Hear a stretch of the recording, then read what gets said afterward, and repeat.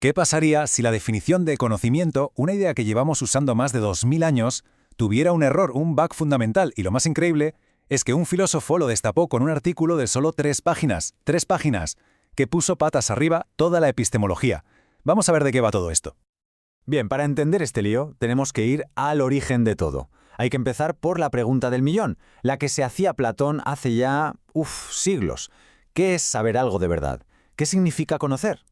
Pues miren, durante muchísimo tiempo, la respuesta a esa pregunta parecía que estaba bastante clara. Había como una especie de fórmula, una receta casi perfecta que venía nada menos que del teeteto de Platón. Y esta fórmula es la famosa CVJ, creencia, verdad y justificada. La idea es muy intuitiva, la verdad. Para poder decir que sabemos algo se necesitan 3 cosas. A ver, primero hay que creerlo, ¿no?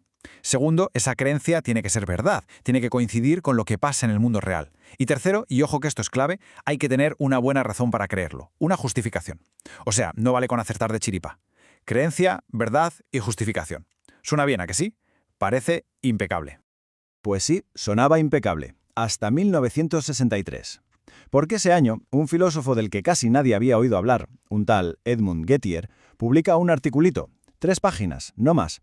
Y esas 3 páginas, fueron una auténtica bomba de relojería para toda la teoría del conocimiento. La pregunta que lanzó Gettier era de esas que te dejan pensando, una pregunta muy incómoda. A ver, ¿qué pasaría si tenemos una creencia que está justificada y que además es verdad, pero que es verdad por pura suerte, por una simple casualidad? A esto se le ha llamado suerte epistémica. La pregunta es, si se acierta por suerte, aunque tuviéramos nuestras razones, ¿eso cuenta como conocimiento de verdad? Para que se entienda, Gettier usó un ejemplo que se ha hecho famosísimo, el caso de Smith y Jones. Imaginen la situación. Smith está convencido, y con buenas razones, de que su compañero Jones va a conseguir un trabajo. Además, ve que Jones tiene 10 monedas en el bolsillo, así que Smith junta las dos cosas y piensa, vale, la persona que consiga el trabajo tiene 10 monedas. Una conclusión lógica, ¿verdad? Pero aquí viene el giro. Al final, el que consigue el trabajo no es Jones, sino el propio Smith. Y por una casualidad increíble, resulta que Smith, sin él saberlo, también tenía 10 monedas en su bolsillo. Su creencia, quien consiga el trabajo tiene 10 monedas, era verdadera y estaba justificada. Pero, ¿podemos decir que Smith sabía eso? La intuición nos grita que no. Fue pura potra. Y es justo aquí, en este punto, donde la historia da un vuelco y se pone, para mí, fascinante.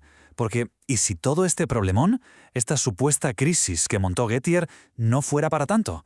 ¿Y si en realidad todo se debe a que hemos olvidado una distinción, una diferencia clave que los griegos, y sobre todo Platón, tenían clarísima? Pensemos bien en esta diferencia, porque es la clave de todo. Por un lado tenemos la razón, que es el argumento que nos montamos en la cabeza, nuestra justificación. Las razones de Smith tenían que ver con Jones. Pero por otro lado está la causa, o sea, lo que en el mundo real hace que algo sea verdad. Y la causa de que la creencia de Smith fuera cierta no tenía nada que ver con Jones, eran las monedas en su propio bolsillo. El genio de los casos de Gettier está en que explotan justo ese hueco, ese abismo que a veces se abre entre nuestras razones y la causa real de la verdad. Y para analizar bien este problema, lo mejor es desempolvar las herramientas que ya nos dio el propio Platón. Él hacía una distinción súper importante entre la aitía, que sería la causa auténtica, la razón de ser de algo, la explicación de verdad, y las sinaitía, que son como causas secundarias, factores que están ahí, que ayudan, que cooperan, pero que no son el meollo de la cuestión. Y aquí está el diagnóstico. ¡Boom! La justificación que vemos en los ejemplos de Gettier no es una aitía, no es la causa genuina de la verdad.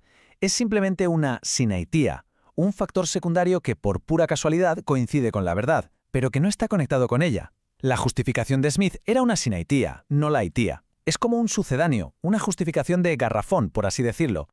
A ver, sé que esto puede sonar un poco abstracto, así que vamos a dejar la lógica por un momento y a bajarlo a tierra con un ejemplo que a Platón le encantaba, el conocimiento de un artesano. Pensemos, por ejemplo, en un zapatero. Este zapatero tiene un saber hacer, un conocimiento práctico que los griegos llamaban técne. Cuando coge un trozo de cuero, él tiene la opinión verdadera de que ese cuero es el bueno. ¿Pero de dónde sale esa verdad?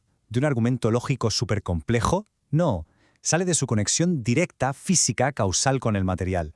De años de tocarlo, de trabajarlo. Su conocimiento se demuestra no con palabras, no con un logos, sino con el resultado. Un zapato bien hecho, que funciona. Su justificación está en el propio acto de hacer, no solo en el pensar o el decir. Y si lo ponemos todo en una tabla, se ve clarísimo. La justificación del caso de Gettier es una sineitía, una causa secundaria, esas razones un poco cogidas por los pelos de Smith. La verdad es solo un efecto, un resultado que ocurre por casualidad. ¿Y el conocimiento? El conocimiento real, la aitía, la causa genuina, eso es justo lo que falta en la ecuación. Falta la conexión real, la del zapatero con el cuero. Claro, si lo vemos así, la perspectiva sobre el problema de Gettier da un giro de 180 grados.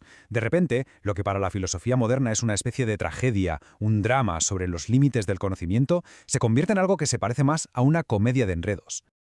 A ver, explico esto. Para gran parte de la filosofía analítica moderna, el caso Gettier es una tragedia. Es la prueba de que nuestra razón puede ser derrotada por el puro azar, lo que demuestra lo frágil que es nuestro conocimiento. Pero desde una visión más clásica, más realista, esto sería casi una comedia. Un lío absurdo que se monta cuando alguien confunde una causa secundaria con la causa real. Es un error de bulto, casi cómico, y, sobre todo, un error que se veía venir.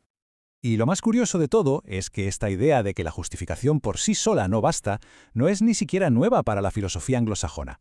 El mismísimo Lewis Carroll, el autor de Alicia en el País de las Maravillas, ya lo demostró con un ingenio increíble en un diálogo llamado Lo que la tortuga le dijo a Aquiles. Ahí deja claro que la lógica por sí sola no te obliga a aceptar una conclusión. Se podría decir que Gettier, en el fondo, redescubrió para el mundo empírico lo que Carroll ya había señalado para el mundo de la lógica. De hecho, es que los griegos ya estaban totalmente en guardia contra este tipo de justificaciones huecas, desconectadas de la realidad.